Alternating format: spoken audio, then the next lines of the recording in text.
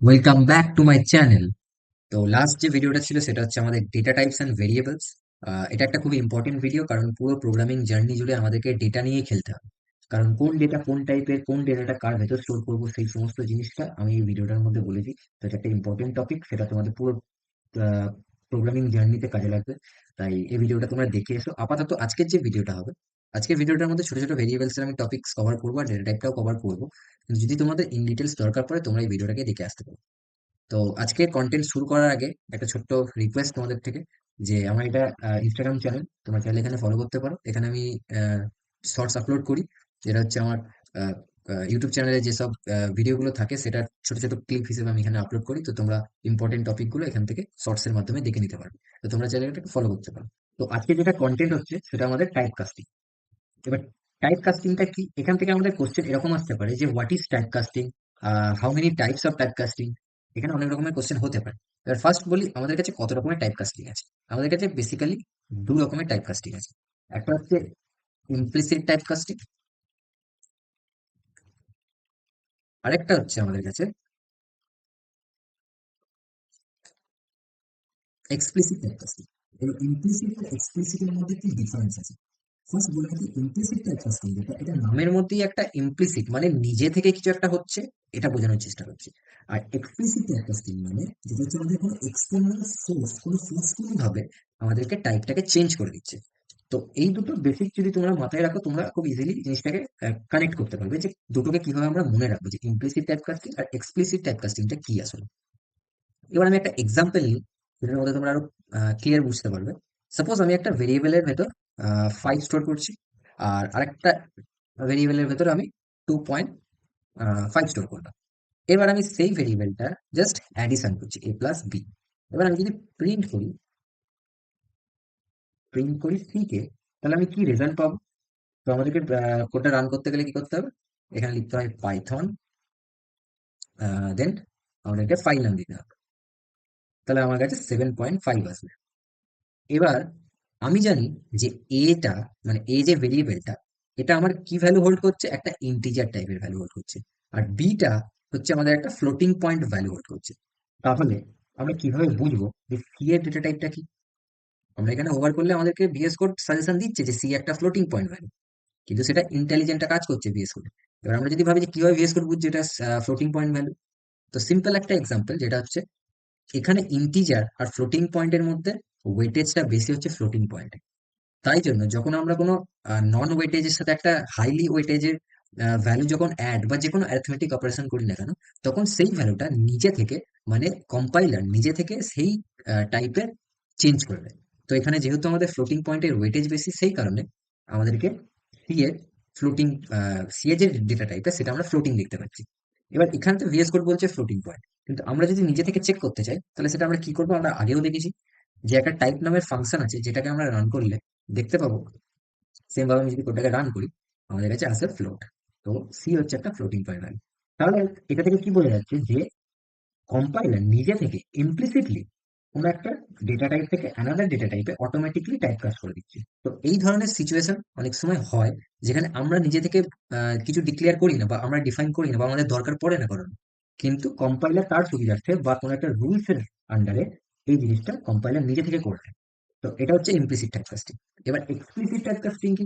Explicit type casting আমি যেমন প্রথমেই শুরুতেই বললাম যে একটা থার্ড পার্টি কোনো একটা সোর্স, মানে অ্যানাদার কোনো একটা বাইরে থেকে সোর্স একটা টাইপ থেকে আরেকটা টাইপের চেঞ্জ করে দিচ্ছে। এবার আমি এটাকে কি করে বুঝবো? সাপোজ আমার কাছে একটা ভেরিয়েবলের ভেতর, আমি একটা এক্সাম্পল নিই, আগেরগুলো আমি কমেন্ট আউট করে দিই।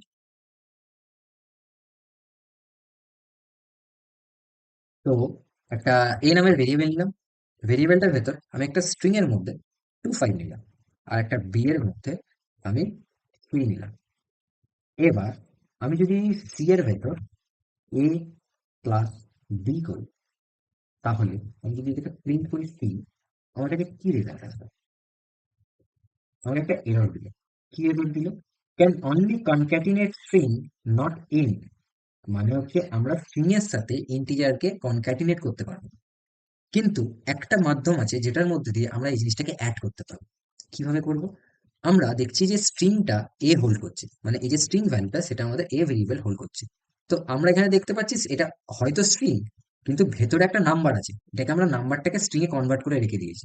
কিন্তু আমি যদি এখানে চেঞ্জ করে দিই, ইন্ট নামের একটা ফাংশন আছে, যার ভেতর আমি যেই আর্গুমেন্টটা পাস করব, সেই আর্গুমেন্টটা অটোমেটিকলি চেঞ্জ হয়ে যাবে ইন্টিজারে। এরকম সেম টাইপের ফ্লোট আছে, স্ট্রিং আছে, এরকম ডিফারেন্ট ডিফারেন্ট ফাংশন অ্যাভেলেবেল আছে পাইথন। তো আমি সাপোজ এটা ইন্টের মধ্যে দিয়ে পাস করে দিলাম, তাহলে এটা কি চেঞ্জ হয়ে যাবে আমার 25 এ, এটা আমার 25 এ চেঞ্জ হয়ে যাবে। তাহলে এবার যখন আমি এটাকে রান করব, তখন আমার কাছে 28 প্রিন্ট হবে, কারণ 25 এর সাথে 3টা তখন অ্যাড হয়ে গেল। কারণ ফার্স্ট যেটা কাজ করছে, এবার আমরা আমরা যদি এটাকে একটা পুরো স্টেপ বাই স্টেপ দেখি কি হচ্ছে। ফার্স্ট যখন অ্যাডিশন হচ্ছে, এই পার্টটা এক্সিকিউট হচ্ছে, হয়ে কি হচ্ছে, 25টা ইন্টিজারে কনভার্ট হচ্ছে। তার মানে আমার কাছে 25 হলো, প্লাস বি এর ভেতরে তো 3 আছে, তাহলে 3 হলো, অ্যাড করে 28 এল। এই হচ্ছে আমাদেরকে রেজাল্ট। তাহলে আমরা এটা কি করলাম, আমরা নিজে থেকে ফোর্সফুলি কোনো একটা ডেটা টাইপ থেকে আরেকটা ডেটা টাইপে চেঞ্জ করে দিলাম। এই হচ্ছে আমাদের এক্সপ্লিসিট টাইপ কাস্টিং। আমরা আরেকটা এক্সাম্পল নিই। সাপোজ এক্স এর ভেতর আমার কাছে আছে 2, আর ওয়াই এর ভেতর আমার কাছে আছে 63।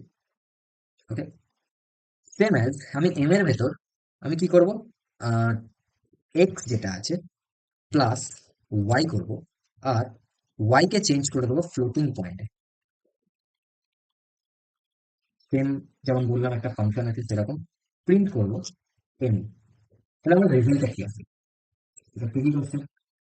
তাহলে আমার কাছে এখানে 2 প্লাস হচ্ছে 63, আমার কাছে কি রেজাল্ট আসার কথা দেখেন, কি আসছে, আমার কাছে আসছে 38.0। কেন 0.0 এলো?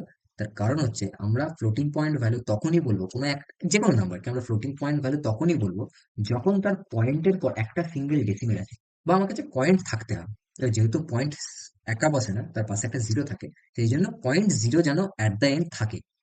এই হচ্ছে আমার ফ্লোটিং পয়েন্টের মিনিং। তার মানে কি হচ্ছে, এখানে 36টা আগে 36 পয়েন্ট, আমি এখানে লিখে রাখছি বুঝতে সুবিধা। ফার্স্ট আমরা এক্স কে ধরি, এক্স হচ্ছে আমাদের 2, সিম্পল, কিচ্ছু নেই, প্লাস এবার ফ্লোটিং পয়েন্টটা কনভার্ট হচ্ছে কিসে, হচ্ছে 36.0-তে। এবার এইটা যখন অ্যাড হচ্ছে, আমি প্রথমেই বলেছিলাম এখানে যে আমাদের যখন একটা ফ্লোটিং পয়েন্ট ভ্যালুর সাথে একটা কোনো ভ্যালু নর্মাল ইন্টিজার অ্যাড হয়, তখন সেটা সেইটাতে কনভার্ট হয়ে যায়। তো সেম অ্যাজ এখানে তো আমার কাছে কনভার্ট হয়ে দাঁড়ালো 38.0। এই হচ্ছে আমার রিপ্রেজেন্টেশন। আমরা যদি এটাকে চেক করি, কি দিয়ে, টাইপ দিয়ে এম, তো আমার কাছে রেজাল্ট আসবে ফ্লোট, এই যে ফ্লোট। তো এই হচ্ছে ছোট্ট একটা ইম্পর্টেন্ট টপিক, যেটা পরে তোমাদেরকে কাজে লাগবে বুঝতে, যে কোন টাইপের কখন অটোমেটিকলি ডেটাটা চেঞ্জ হয়ে যাচ্ছে, তো সেইভাবে তোমরা বুঝতে পারবে যে কখন কোনটা দরকার। তো আজকের ভিডিওটা এতটাই। তোমার যদি ভালো লেগে থাকে, লাইক করো, সাবস্ক্রাইব করো, আমাকে সাপোর্ট করো, তোমাদের আরো বন্ধু বান্ধবদের সাথে এই জিনিসটা শেয়ার করো, তারাও যাতে পাইথনটা খুব ইজিলি ভাবে শিখতে পারে। অনেক ইউটিউবে এমন ভিডিও আছে, অনেক লেন্দি ভিডিও। তো আমি চাইছি জিনিসটাকে শর্টে শর্টে কভার করতে, যাতে তোমাদের কনসেপ্টটা ক্লিয়ার হয়। ওভারঅল আমি চাই শুধুমাত্র ভিডিও দেখে তোমরা শিখবে না, আমি জানি সেটা, আর ওইভাবে শেখা যায় না, তোমাদেরকে প্র্যাকটিক্যালি নিজেকে কিবোর্ডে হাত নামাতে হবে। তার জন্য তোমাকে কনসেপ্টটা নিয়ে তোমাকে নিজে থেকে জিনিসটাকে প্র্যাকটিস করতে হবে। তোমরা যা খুশি করো প্রোগ্রামিং এর মধ্যে, কিন্তু অ্যাট দ্য এন্ড প্র্যাকটিসটা খুব দরকার। তো এই জিনিসটা তোমরা করো, আশা করছি আমার সাথে এই সিরিজটা তোমরা যদি বজায় থাকো, তোমরা অনেকটা পাইথন, অনেকটা কি তোমরা পুরোটাই শিখে যাবে পাইথন। তো আজকের জন্য এতটাই। সো লাইক করো, সাবস্ক্রাইব করো, আর তোমাদের বন্ধু বান্ধবদের সাথে শেয়ার করো। আর যেটা আমি বললাম যে তোমরা ইনস্টাগ্রাম চ্যানেলটাকে ফলো করতে পারো, এটা আমারই চ্যানেল, আমি এখানে শর্টস আপলোড করি। তো আজকের জন্য এইটুকুই। So stay tuned, thank you.